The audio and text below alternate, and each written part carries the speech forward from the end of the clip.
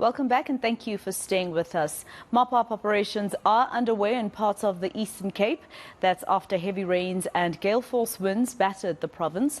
In the Nelson Mandela Bay Metro, homes have been flooded and left severely damaged. eNCA reporter Ronald Masinda is in Gqeberha to assess the extent of the damage. He joins us now for an update. Ronald, you visited one of the worst affected areas earlier, I understand. What's the situation there?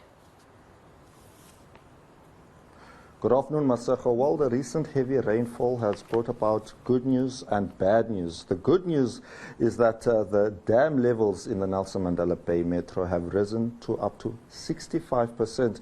Now, you will remember that this has been an area that has been hit by a drought that lasted for nearly 8 years. And of course, the bad news is that the recent rainfall has also affected residents, people living in low-lying areas. We visited an informal settlement in Green Bushes where residents were complaining about the appalling living conditions with the rainfall causing a lot of damage as well, not only to their furniture, but also just affecting their daily lives, where a lot of the children that are also living there are children that are playing around the water, and the toilets are not conducive enough for good sort of sanitation. People there saying that they have a bucket system, and because of the heavy rainfall on Saturday and Sunday, that rainfall has also affected the sanitation around the area. So people are saying that they're also swimming in sewage. So a message to disaster management is that they want assistance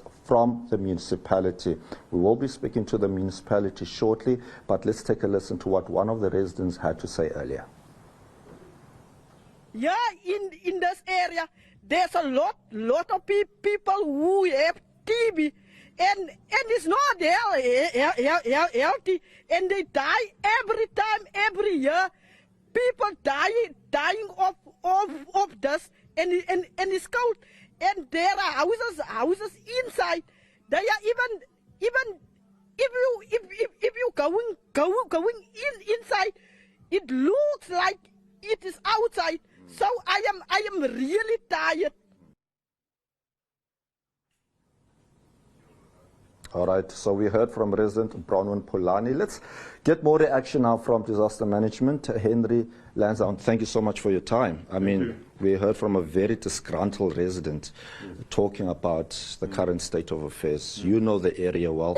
What is the problem there? What is your reaction? Yes, absolutely. It's a common problem. We have these informal settlements where we have these problems, and obviously it's not only Gqeberha, there's a number of other areas, KwaZulu Ward 24, Nomakanjani in Motherwell. We've got reports from Walmer Township, Boysons Park, Jagtvlakte. But yes, the situation in Gqeberha is not good. Right from the start, when the heavy rain fell, we assisted 112 people, and we housed them in the community hall. It was also reported that we got assistance now from Gift of the Givers. They also assisting us with humanitarian relief. They're also assisting in Motherwell, as well as Boysons Park. The area is still waterlogged, and the rains came on Saturday and Sunday. Why is it taking so long? Yeah, we've had some challenges with the pumping of water. Obviously, that is the solution, to pump water and to get the water away from these areas. But the teams are out there, and they should address the situation. Do you perhaps know why people have been living in those conditions? I mean, someone told us that she's been staying there for the past 25 years. Surely adequate housing should be the long-term solution here. Yes, absolutely. Obviously, from a disaster management perspective, we're looking at disaster mitigation. And part of that would be to move people away from these areas. It's definitely, it's not an ideal situation. People are exposed to various hazards, including health hazards. So, yes, absolutely. But I think that is the problem throughout South Africa, that we have these communities living in situations that's definitely not ideal. And it's a big challenge. But and our human settlements section is definitely looking at this issue to move people to safer areas. What are you promising the people of Gqeberha and other areas that have been hardest hit? Look, at this stage, we, like I say, we're trying to alleviate the situation by the pumping of water with relief. We've already provided relief. We would also hand over to SASA for further assistance because we understand that these people have been severely affected and the shacks are waterlogged.